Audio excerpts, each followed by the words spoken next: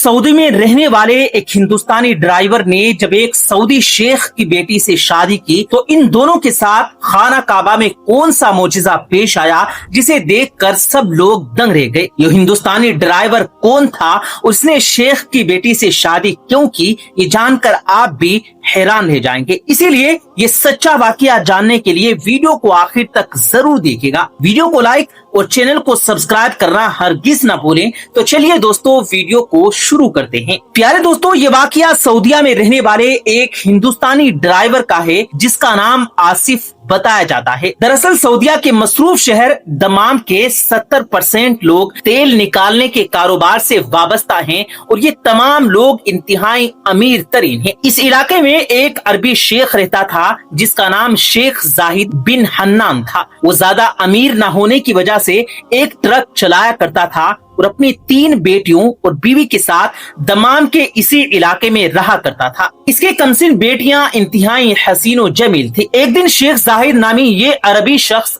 Truck पर सामान लाद कर दूसरे शहर जा रहा था कि रास्ते में उसे एक नौजवान मिला जिसने फटे पुराने कपड़े पहन रखे थे और इंतहाई लाचार महसूस हो रहा था। उस नौजवान का नाम आसिफ था जो हिंदुस्तान के शहर गाजियाबाद से ताल्लुक रखता था। ये नौजवान ड्राइवर की नौकरी तलाश करने के लिए रियाद जाने का मुंतजिर था, लेकिन इस सुनसान इलाके में कोई टैक्सी या फिर कोई गाड़ी उसे नजर नहीं आ रही थी। इसी बीच शेख जाहिद का गुजर वहां से हुआ जिस पर आसिफ नामी नौजवान ने हाथ के इशारे से शेख जाहिद को रुकने को कहा। शेख जाहिद ने ट्रक रोक कर उससे पूछा कि क्या मामला है, जिस पर नौजवान ने कहा कि शेख साहब, मैंने रियाद शहर जाना है मगर कोई सवारी नहीं मिल रही, बराए मेहरबानी आप मुझे किसी करीबी बस स्टॉप तक लेकर चले हैं। ये सुनकर शेख जाहिद ने उसे अपने ट्रक में सवार किया और बताया कि मैं भी रियाद शहर को ही जा रहा हूँ, इसीलिए तुम्हें फिक्र करने की कोई जरूरत नहीं, मैं तुम्हें रियाद शहर तक ले चलूंगा। प्यारे दोस्तों, आसिफ नामी नौजवान ट्रक में सवार होने के बाद शेख जाहिद से गपशप लगाने लगा। शेख जाहिद ने आसिफ से पूछा, बेटा तुम क्या करते हो और तुम किस मुल्क से ताल्लुक रखते हो कि तुम अरबी तो मालूम नहीं होते। जिस पर आसिफ ने बताया कि वो एक हिंदुस्तानी है और यहाँ ट्रक ड्राइवर की जॉब की तलाश में मारा फिर रहा है। शेख जाहिद आसिफ से कहने लगा कि अगर मैं तुम्हें अपने पास जॉब पर रख लूं तो क्या तुम मेरा ट्रक चलाकर ईमानदारी से सामान को एक जगह से दूसरी जगह मुंतकिल करोगे। तो ये सुनकर आसिफ नामी नौजवान बहुत खुश हुआ और कहने लगा, क्यों नहीं शेख साहब, मैं पूरी ईमानदारी से अपनी ड्यूटी सर अंजाम दूंगा। यूं आसिफ नामी हिंदुस्तानी नौजवान शेख जाहिद के यहाँ नौकरी करने लगा। दरअसल शेख जाहिद की उम्र ढलती जा रही थी और उसकी 3 बेटियां जवान हो रही थी। यही वजह थी कि शेख जाहिद चाहता था कि वो घर पर रहकर अपनी बेटियों की देखभाल करे और उनकी तालीम और तरबियत पर तवज्जो दे। इसी वजह से उसने आसिफ नामी हिंदुस्तानी नौजवान को काम पर रख लिया और उसे महीने की बुनियाद पर सैलरी देने लगा। आसिफ भी पूरी ईमानदारी से अपनी ड्यूटी सर अंजाम दे रहा था और कुछ ही महीनों में उसने अच्छी खासी रकम जमा कर ली, क्योंकि जब ट्रक लोड करके किसी कंपनी में अनलोड करने जाता तो उसे अनलोडिंग के भी पैसे दिए जाते। यूं आसिफ नामी नौजवान शेख जाहिद के यहाँ नौकरी करते हुए दूसरे तरीकों से भी पैसे कमाने लगा था। यही वजह थी कि बहुत ही कम वक्त में उसने एक बहुत ही बड़ी रकम जमा कर ली। तकरीबन 1.5 साल गुजरा तो एक दिन आसिफ शेख जाहिद के पास आया और कहने लगा कि शेख साहब, ये रही ट्रक की चाबियां, मैं मजीद आपके यहाँ नौकरी नहीं कर सकता क्योंकि मैंने अपना खुद का एक ट्रक खरीद लिया है ताकि अच्छी कमाई कर सकूं। ये सुनकर शेख जाहिद परेशान हो गया और आसिफ से कहने लगा कि बेटा, मुझे तुम पर पूरा भरोसा है और तुमने मेरा काम बहुत अच्छे से संभाल रखा है। मैं बूढ़ा हो चुका हूँ, मेरी 3 जवान बेटियां हैं, मैं अब बाहर निकल कर काम नहीं कर सकता, मुझे अब अपनी बेटियों की जिम्मेदारी निभानी है। अगर तुम बुरा न मानो तो मैं तुमसे एक रिक्वेस्ट करता हूँ कि तुम मेरे यहाँ नौकरी करते रहो, चाहे तो डबल तनख्वाह ले लो। दोस्तों, शेख जाहिद ने इतने दर्द भरे लहजे में रिक्वेस्ट की कि आसिफ इनकार न कर सका اور مزید کچھ اور مہینے ڈبل تنخواہ پر نوکری کرنے کی حامی بڑھ لی۔ اس دوران شیخ زاہد کی طبیعت خراب رہنے لگی اور ایک دن وہ اپنے خالق حقیقی سے جا ملے، یعنی ان کا انتقال ہو گیا۔ جب مہینے کے آخر پر آصف تنخواہ لینے شیخ صاحب کے گھر پہنچا تو اسے پتا چلا کہ شیخ صاحب تو وفات پا چکے ہیں۔ یہ سن کر ایک طرف تو آصف کو صدمہ پہنچا تو دوسری طرف اس نے شیخ صاحب کی بیوی سے کہا کہ وہ مزید آپ کے یہاں کام نہیں کر سکتا۔ اس نے چابیاں ٹیبل پر رکھی اور اٹھ کھڑا ہوا۔ شیخ صاحب کی بیوی جو آصف کو بیٹا کہہ کر بلاتی تھی اور اسے اپنے بیٹوں کی طرح ہی پیار کرتی تھی، وہ کہنے لگی، آصف بیٹا تم انتہائی شریف اور نیک آدمی ہو، ہمیں مصیبت کی اس گھڑی میں چھوڑ کر نہ جاؤ، خدا کے بعد ہمارا اس دنیا میں تمہارے سوا کوئی اور نہیں۔ لیکن آصف نے کہا کہ وہ اپنا کاروبار کرنا چاہتا ہے، اسی لیے وہ اور یہاں پر نوکری نہیں کر سکتا۔ یہ کہہ کر وہ وہاں سے روانہ ہو گیا۔ یہ جمعے کا دن تھا اور آصف شیخ صاحب کے گھر سے واپس آنے کے بعد نماز جمعہ ادا کرنے مسجد گیا، جہاں مسجد کے مولانا صاحب اپنی تقریر میں یتیموں کے حقوق بیان کر رہے تھے۔ وہ کہہ رہے تھے کہ جس گھر پر سے ماں باپ کا سایہ چھن جاتا ہے وہ پورا گھر بے آسرا ہو جاتا ہے۔ اس گھر کے نہ صرف سگے اجنبی بن جاتے ہیں بلکہ کرامت دار بھی نگاہیں بدل دیتے ہیں، یہاں تک کہ حقیر سمجھنے لگتے ہیں۔ کچھ لوگ ان یتیم بچوں کو درخت کے ٹوٹے اور سوکھے پتوں کی طرح اپنے قدموں میں رونگنے لگتے ہیں۔ حقیقی مسلمان کو یہ تعلیم دی گئی کہ یتیم بچوں کی تعلیم، لباس، رہن سہن اور کھانے پینے کا خیال رکھا جائے، ان سے پیار، محبت اور شفقت کا برتاؤ کیا جائے۔ مسجد کے امام صاحب فرمانے لگے، اللہ تعالیٰ قیامت کے دن اس شخص کو عذاب نہیں دے گا جس نے یتیم کے ساتھ حسن سلوک کیا ہو۔ اللہ تعالیٰ نے قرآن مجید میں بار بار یتیموں سے حسن سلوک کی تلقین کی ہے۔ اللہ تعالیٰ فرماتا ہے کہ ماں باپ، قرابت داروں، محتاجوں، رشتہ داروں، مسافروں اور جو تمہارے غلام ہیں سب کے ساتھ احسان کرو۔ پیارے دوستو، آصف کو امام صاحب کی باتیں سن کر ایسا فیل ہوا جیسے کہ یہ تمام باتیں اسی کے لیے نازل کی گئی ہوں، اور دل ہی دل میں اسے احساس ہوا کہ اسے شیخ صاحب کے گھر والوں کو ایسے بے آسرا نہیں چھوڑنا چاہیے۔ جمعے کی نماز پڑھنے کے بعد آصف واپس شیخ صاحب کی بیوی کے گھر پہنچا اور کہنے لگا کہ میں نے حضور اکرم صلی اللہ علیہ وسلم کی حدیث سن رکھی ہے کہ یتیم کی دیکھ بھال کرنے والا میرے ساتھ جنت میں میرا ہمسایہ ہوگا، اسی لیے اب میں آپ کا بیٹا بن کر آپ کے گھر کی تمام ذمہ داریاں نبھاؤں گا۔ جس کے بعد آصف نے شیخ صاحب کی بیوی کی اجازت سے ان کا کاروبار سنبھال لیا اور دیکھتے ہی دیکھتے ایک ٹرانسپورٹ کمپنی بنا ڈالی۔ یوں شیخ صاحب کی بیوی نے اپنی سب سے بڑی بیٹی کا نکاح آصف سے کر دیا، مگر 3 سال گزر جانے کے بعد بھی آصف کے یہاں اولاد نہ ہوئی۔ ایک رات شیخ صاحب کی بیوی نے خواب میں دیکھا کہ کوئی کہہ رہا ہے کہ اپنی بیٹی اور داماد سے کہو کہ خانہ کعبہ میں مقام ابراہیم کے سامنے سجدہ ریز ہو کر دعا مانگے، اللہ انہیں اولاد سے نواز دے گا۔ جس کے بعد شیخ صاحب کی بیوی نے اپنی بیٹی اور داماد یعنی آصف کو یہ خواب سنایا۔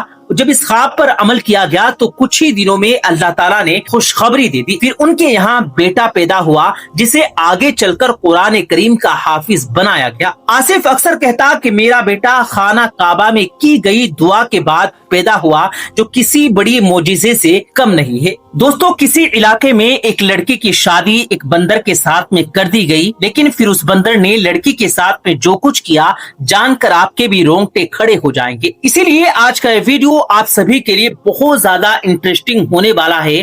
آپ اس ویڈیو کو آخر تک ضرور دیکھیں، اور اگر ویڈیو پسند آئے تو دل سے ایک لائک کر کے اس ویڈیو کو زیادہ سے زیادہ شیئر کریں تاکہ تمام لوگوں تک یہ ویڈیو پہنچ سکے۔ تو چلیے دوستو شروع کرتے ہیں۔ دوستو، کسی زمانے میں ایک نیک بادشاہ تھا۔ ایک بار بادشاہ اپنے وزیروں کے ساتھ سیر پر نکلا۔ کافی دور چلنے کے بعد انہوں نے جنگل کے قریب اپنے ڈیرے ڈال لیے۔ پھر جب کھانے کا وقت ہوا تو دسترخوان بچھایا گیا اور طرح طرح کے پکوان سجائے گئے۔ اتنے میں ہی بادشاہ نے دیکھا کہ پاس ہی درخت پر بیٹھا ہوا ایک بندر سب کچھ خاموشی کے ساتھ دیکھ رہا ہے۔ اسے دیکھ کر بادشاہ نے کہا کہ تھوڑا کھانا اس بندر کے سامنے بھی ڈال دیا جائے۔ حکم پا کر پھر نوکروں نے تھوڑا کھانا لے کر بندر کے سامنے بھی ڈال دیا۔ یہ دیکھ کر وہ بندر پیڑ سے نیچے اتر آیا اور اپنے ہاتھ میں ایک ٹھیکرا لے کر اس پر کوئلے سے کچھ لکھنے لگا، اور پھر بادشاہ کے ہاتھ میں وہ ٹھوکرا پکڑا دیا گیا۔ ٹھیکرے پر لکھا ہوا تھا کہ میں ایسا کھانا نہیں کھاؤں گا، جیسا دسترخوان بادشاہ کے لیے لگایا گیا ویسا ہی دسترخوان میرے لیے بھی لگایا جائے۔ بادشاہ کو یہ دیکھ کر بڑی حیرانی ہوئی۔ اس کے بعد ایک اور دسترخوان لگا دیا گیا۔ फिर बंदर पेड़ से नीचे उतरा और खाना खाकर वापस पेड़ पर जाकर बैठ गया। फिर अगले दिन बादशाह वापस जाने लगा तो बादशाह ने अपने नौकरों से कहा कि जाओ और जाकर बंदर से पूछ कर आओ कि क्या वो भी हमारे साथ चलने के लिए तैयार है। फिर जब नौकरों ने बंदर से इस बारे में सवाल किया तो बंदर ने फिर से एक ठीकरे पर कुछ लिखा, वो नौकरों को पकड़ा दिया। इस ठीकरे पर लिखा हुआ था कि जैसा हाथी बादशाह के लिए तैयार किया गया है वैसा ही हाथी मेरे लिए भी तैयार किया जाए, तभी मैं आपके साथ चल सकता हूँ। अब ये बादशाह भी बंदर के अंदर दिलचस्पी लेने लगा था, इसीलिए फिर उसने बंदर के लिए भी अपनी जैसी सवारी तैयार करवा दी। इस तरह से फिर वो बंदर भी बादशाह के साथ महल तक पहुंच गया। वहां पर पहुंचकर बादशाह ने हुक्म दिया कि जो खेमे नौकरों के लिए है उनमें से एक खेमा इस बंदर को भी दे दिया जाए। तो ये सुनकर बंदर ने फिर से लिखा कि जैसा महल बादशाह के लिए है वैसा ही महल मेरे लिए भी बनवाया जाए, तभी मैं यहाँ पर रहूंगा, वरना मैं वापस जंगल चला जाऊंगा। दोस्तों, बादशाह के पास में वहाँ पर एक और महल था जिसमें वो बहुत ही कम आया जाया करता था, इसीलिए फिर वो महल बंदर को दे दिया गया। अब वो बंदर इस दूसरे महल में रहने लगा था, मगर साथ ही बंदर ने बादशाह के महल में भी आना जाना शुरू कर दिया था। बादशाह की एक खूबसूरत बेटी थी। बादशाह अपनी उस बेटी से दिलो जान से मोहब्बत करता था। जब बादशाह की बेटी ने इस बंदर के बारे में सुना तो उसे देखने का सख्त शहजादी के दिल में भी पैदा हो गया था। इसीलिए फिर एक दिन शहजादी अपने कुछ सहेलियों के साथ इस बंदर को देखने के लिए उसके महल पहुंच गई। बंदर ने जैसे ही शहजादी को देखा तो वो उसकी तरफ घूरने लगा। ये देखकर शहजादी बहुत डर गई और फिर भागकर अपने महल वापस आ गई। फिर एक दिन मौका देकर वो बंदर शहजादी के कमरे में पहुंच गया और एक पर्ची में कुछ लिखकर शहजादी के हाथ थमा दिया गया। इस पर्चे में लिखा हुआ था कि मैं तुम्हारे साथ शादी करना चाहता हूँ, यकीन करो मैं बहुत खूबसूरत हूँ। ये देखकर शहजादी को पता चल गया कि ये बंदर कोई आम बंदर नहीं बल्कि ये एक तहजीबन बंदर है, ये मुझे कभी कोई नुकसान नहीं पहुंचाएगा। इसीलिए फिर धीरे धीरे शहजादी को भी उस बंदर से हमदर्दी होने लगी और वो हर रोज उस बंदर से मिलने जुलने लगी। लेकिन फिर जब ये बात बादशाह तक पहुंची तो उसे ये बात बिल्कुल भी अच्छी नहीं लगी कि एक बंदर उसकी बेटी के कमरे में हर रोज आता जाता है। इसीलिए फिर बादशाह अगले ही दिन उस बंदर के पास पहुंच गया और उससे कहने लगा कि मैं नहीं जानता कि तुम कौन हो, मैंने आज तक तुम्हारी हर बात को माना, तुम्हें अपनी बराबरी का दर्जा दिया, लेकिन अब तुम तो मेरी बेटी के पीछे ही पड़ गए हो। ये बात मुझे जरा भी अच्छी नहीं लग रही। इससे पहले कि मैं कोई सख्त कदम उठा लूं तुम अपनी इन हरकतों से बाज आ जाओ। ये सुनकर बंदर ने झट से कागज और कलम उठाया और उस पर कुछ लिखकर बादशाह के हाथ थमा दिया। उसमें लिखा हुआ था कि मैं आपकी इस बेटी के साथ शादी करना चाहता हूँ और मैं आपको यकीन दिलाता हूँ कि मैं आपकी इस बेटी को हमेशा खुश रखूंगा। बादशाह ये पढ़कर हक्का बक्का रह गया और सोचने लगा कि मैं अपनी इस फूल जैसी बेटी की शादी इस बंदर के साथ कैसे कर दूं, ऐसा तो कभी भी नहीं हो सकता। इसीलिए फिर बादशाह कहने लगा कि ऐसा तो मैं जीते जी कभी नहीं होने दूंगा। इतना सुनते ही उस बंदर ने लपक कर बादशाह की कमर से तलवार निकाल ली और दूसरे हाथ से कुछ लिखने लगा। उसने लिखा कि अगर ऐसा आपकी जिंदगी में नहीं हो सकता तो फिर आप मरने के लिए तैयार हो जाएं, मैं आपको मार कर आपकी बेटी के साथ शादी कर लूंगा। हालांकि आपकी मुझ पर बहुत ज्यादा एहसान है, आपने मुझे अपने महल में रखा, मेरे खाने पीने का इंतजाम किया, इसीलिए मैं आपको मारना भी नहीं चाहता। बादशाह ने जैसे ही अपनी मौत के सामने देखा तो वो कहने लगे कि मुझे इस बारे में थोड़ा सोचने का मौका दो। फिर बादशाह अपने महल में वापस आ गया। आज बादशाह बहुत परेशान था क्योंकि एक तरफ तो उसकी बेटी थी और दूसरी तरफ उसकी खुद की जान थी। इसीलिए फिर उसकी सारी रात ऐसे ही जागते हुए गुजर गई। सुबह होने तक बादशाह ने फैसला कर लिया कि वो अपनी जान दे देगा मगर अपनी बेटी की शादी इस बंदर के साथ कभी नहीं कर सकता। उसके बाद बादशाह अपनी बेटी को कुछ नसीहतें करने के लिए उसके पास पहुंचा और जाकर कहने लगा, बेटी अगर कल को मुझे कुछ हो जाए तो तुम्हें इस महल को कैसे देखना है, इस सल्तनत को कैसे संभालना है। शहजादी ने जब ये सुना तो उसकी आंखों में आंसू आ गए और कहने लगे, अब्बाजान आज ये आप कैसी बातें कर रहे हैं, अल्लाह पाक आपकी उम्र में बरकत अता करे। इस पर बादशाह कहने लगा, बेटी अब वो बंदर मेरे भी पीछे पड़ गया, वो मुझसे कहता है कि या तो मैं उसकी शादी तुम्हारे साथ करा दूं या फिर वो मुझे मार डालेगा। बेटी भला मैं एक बंदर के साथ में तुम्हारी शादी कैसे कर सकता हूँ। ये सुनकर शहजादी ने कहा, अब्बा जान आप सिर्फ मेरे वालिद ही नहीं हैं, आप इस सल्तनत के बादशाह भी हैं। आप जाकर उस बंदर से मेरे रिश्ते के लिए हाँ कर दें। उसके बाद शहजादी ने अपने बाप को जैसे तैसे करके मना ही लिया। उसके बाद बादशाह बंदर के पास गया और जाकर अपनी रजामंदी बता दी। ये सुनकर बंदर ने कहा कि अब शादी की तैयारियां शुरू कर दो। मलिका को जब इस बात के बारे में पता चला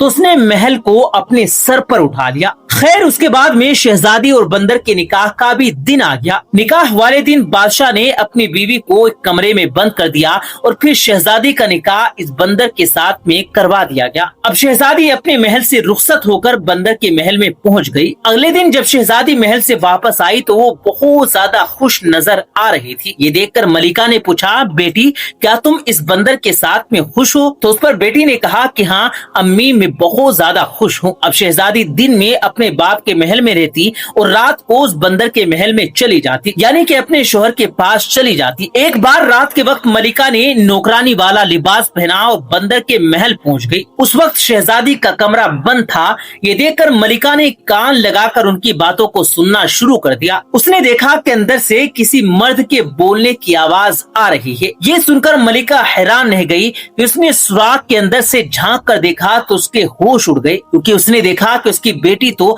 एक बहुत ही खूबसूरत लड़के के साथ में बैठी हुई हंस हंस कर बातें कर रही है। ये देखकर मलिका सोचने लगी कि अच्छा तो ये बात है, इसीलिए मेरी बेटी इस बंदर के साथ में इतनी ज्यादा खुश नजर आती है। उसके बाद मलिका वहाँ से पलटकर वापस आने लगी। तभी उसके वहाँ पर एक तरफ बंदर की एक खाल पड़ी हुई नजर आई। ये देखकर वो सोचने लगी कि इतनी मोटी खाल ये अपने ऊपर बंदर वाली खाल क्यों डाल कर रखता है और बंदर क्यों बना फिरता है। अगर मैं इस खाल को जला दूं तो फिर ये कभी भी बंदर नहीं बनेगा। बस यही सोचकर फिर मलिका ने उस खाल को अपने साथ में लिया और ले जाकर उस खाल को आग लगा दी। अब इधर मलिका ने जैसे ही उस खाल को आग लगाई तो इधर शहजादी के शोहर को जुल्म महसूस होने लगा। वो बचाओ बचाओ चिल्लाता हुआ वहाँ से गायब हो गया। ये देख कर फिर शहजादी अपने महल की तरफ भागी। वहाँ पर जाकर देखा तो उसे पता चला कि उसकी माँ वो बंदर वाली खाल को जला रही है। ये देखकर शहजादी ने फौरन ही वो आग बुझाई और रोने लगी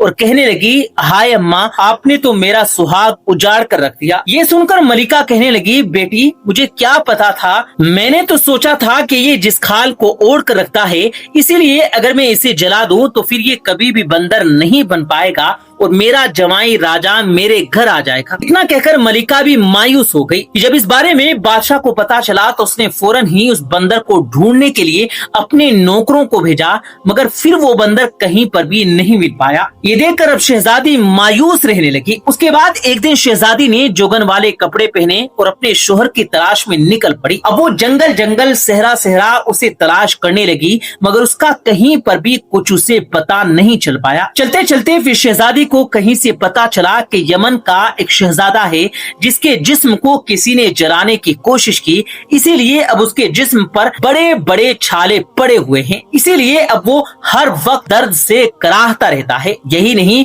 कि वो ठीक से सो भी नहीं पाता। दुनिया के बड़े बड़े हकीमों ने और तबीबों ने उसका खूब इलाज किया, मगर वो ठीक नहीं हो पा रहा। ये सुनकर शहजादे को मालूम पड़ गया कि हो ना हो वो शहजादा ही मेरा शोहर है। उसके बाद शहजादी ने एक हकीम का भेष बदला और यमन की तरफ रवाना हो गई। वहाँ पर पहुंचकर शहजादी को एक एक शहर नजर आया जो बहुत ही ज्यादा खूबसूरत था, मगर वहाँ का हर इंसान उदास नजर आ रहा था। ये देखकर शहजादी ने उनसे उदासी की वजह पूछी तो सब यही बातें कहने लगे कि उनका शहजादा बहुत तकलीफ में है, इसीलिए पूरे का पूरा शहर उदास है। उसके बाद शहजादी ने शहर से कुछ संदल खरीदा और दूसरी कोई चीज जरूरत की चीजें भी खरीदी और शहजादी के महल पहुंच गई। नौकरों ने उसे पकड़कर बादशाह के सामने ले जाकर खड़ा कर दिया। बादशाह को देखकर शहजादी कहने लगी कि मैं हिमालय से शहजादे का इलाज करने के लिए आई हूँ। ये सुनकर बादशाह कहने लगा, अरे अरे, सब बड़े बड़े हकीम और तबीब कुछ ना कर सके, तुम भला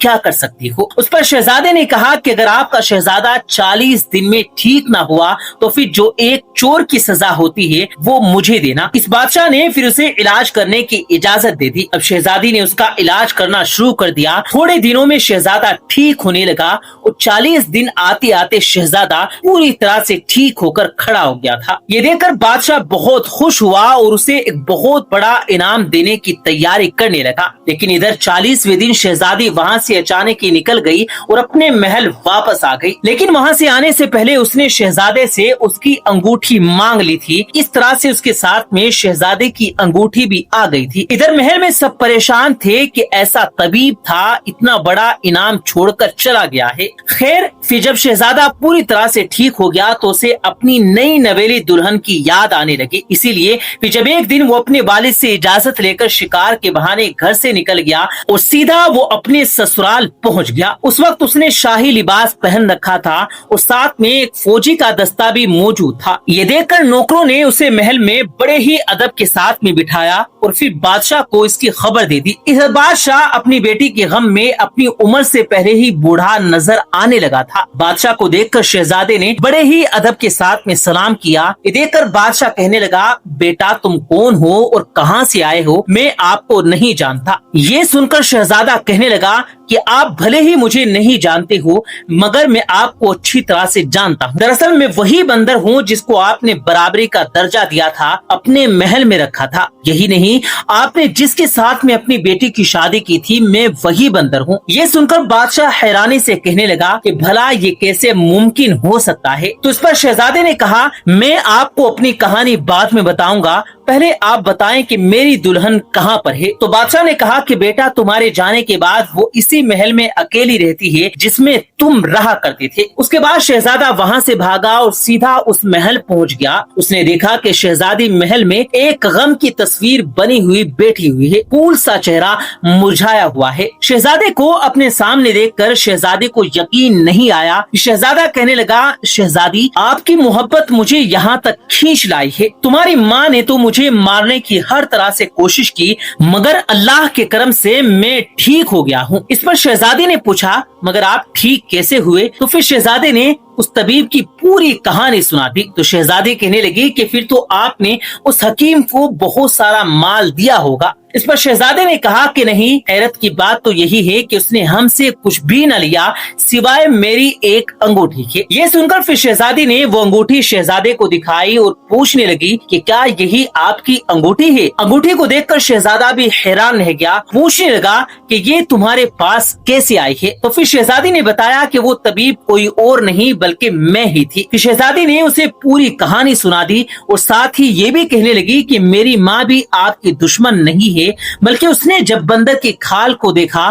तो उसने सोचा कि आप इसे ओढ़कर रखते हैं, इसीलिए अगर वो उसे जला देगी तो फिर आप हमेशा हमेशा के लिए इंसान बनकर रह जाएंगे। उसमें गलती आपकी भी है, आपने मुझे कभी बंदर बनने की वजह बताई नहीं। अगर आप मुझे बता देते तो मैं इस खाल को अपनी जान से भी ज्यादा हिफाजत में रखता। इस पर शहजादे ने कहा कि ऐसा कुछ बताने का मौका मुझे मिला ही नहीं। उसके बाद शहजादी ने बताया कि तकरीबन 1 साल पहले की बात है, एक बार मैं इसी कार पर निकला था। इस वक्त मेरे साथ में कुछ नौकर भी थे। जंगल में मुझे एक हिरन नजर आई, मैंने उस पर एक तीर चलाया, वो तीर उस हिरन को नहीं लगा और वो हिरन देखते ही मेरी आंखों से ओझल हो गई। उसके बाद मैं उस हिरन की तलाश में निकल गया। मैं इतना ज्यादा आगे निकल गया था कि मेरे साथ वाले नौकर भी बहुत ज्यादा पीछे रह गए थे। आगे जाकर मैंने देखा कि एक जगह पर एक बुजुर्ग बैठा हुआ रो रहा है। उसके पास में एक 10-12 साल का बच्चा बैठा हुआ है जिसकी टांग से खून बह रहा था। वो बुजुर्ग इस तीर चलाने वाले को बद्दुआएं दे रहा था। इसीलिए फिर वो बुजुर्ग मुझको देखने ही कहने लगा कि तुम इंसान हो या बंदर हो? बस उनका इतना कहना था कि मैं फौरन ही इंसान से बंदर बन गया। वो बुजुर्ग कहने लगा کہ اب تو جنگل جنگل بھٹکتا پھرے گا, تجھے کہیں پر بھی کوئی سکون نہیں ملے گا. ان کی بددعا سے میں اتنا زیادہ پریشان ہوا کہ میں نے فوراً ہی ان بزرگ کے پیروں کو پکڑ لیا اور رو رو کر ان سے معافی مانگنے لگا. میری حالت کو دیکھ کر اس بچے کو مجھ پر ترس آ گیا, اسی لیے پھر وہ اپنے دادا سے کہنے لگا, بابا جان, جب انسان اپنی غلطی کو مان لیتا ہے تو پھر اسے معاف کر دینا چاہیے, آپ بھی اسے معاف کر دیں. پھر جب اس لڑکے نے بہت زیادہ اصرار کیا تو پھر وہ بزرگ کہنے لگے, اے شخص, تو نے اس کے ساتھ میں کتنا غلط کیا, پھر بھی یہ تیری بھلائی مانگ رہا ہے. خیر, اب میں اپنی بددعا کو واپس تو نہیں لے سکتا, لیکن ہاں اسے میں کم تو ضرور کر سکتا ہوں. اب تو سال بھر تو بندر ہی رہے گا, اس بیچ اگر کوئی لڑکی تجھ سے ہمدردی کرتے ہوئے تجھ سے شادی کر لے تو تم اپنی اصل حالت میں واپس لوٹ آؤ گے. لیکن یاد رکھنا, صرف تم اپنی بیوی کے سامنے انسان کی شکل میں آ سکو گے. اس کے بعد میں مجبور ہو کر وہاں سے آ گیا. اب میں واپس اپنے محل میں نہیں جا سکتا, اسی لیے پھر میں 6 مہینوں تک جنگل میں ایسے ہی بھٹکتا رہا. اس کے بعد ایک دن میری ملاقات تمہارے والد سے ہو گئی, اسی لیے پھر وہ مجھے اپنے ساتھ محل لے گئے. پھر انہوں نے میری شادی تمہارے ساتھ طے کر دی. دوستو, یہ سب کچھ باہر کھڑے ہوئے بادشاہ اور ملکہ باتیں سن رہے تھے. اس کے بعد ملکہ شہزادے کے پاس گئی اور رو رو کر معافی مانگنے لگی. پھر بادشاہ کہنے لگا کہ ہمارا کوئی بیٹا نہیں, اسی لیے بیٹا اب سے تم ہمارے ساتھ میں ہی رہو گی. اس پر شہزادے نے کہا کہ ابھی تو مجھے اپنی دلہن کے لے کر اپنی محل پہ جانا ہے, اپنے والد اور والدہ سے ملوانا ہے, لیکن میں آپ سے وعدہ کرتا ہوں کہ میں بہت ہی جلد واپس آؤں گا اور پھر میں آپ کے ساتھ میں یہیں پر رہوں گا. اتنا کہہ کر پھر وہ شہزادہ اپنی دلہن کو لے کر یمن کی طرف روانہ ہوگا. دوستو, یہ تھی ہماری آج کی ویڈیو. امید ہے آپ کو پسند آئی ہوگی. ویڈیو پسند آیا ہو تو ویڈیو کو دل سے لائک کرتے ہوئے دوستوں کے ساتھ شیئر کیجیے گا. ملیں گے اگلی ویڈیو میں, تب تک کے لیے اللہ حافظ.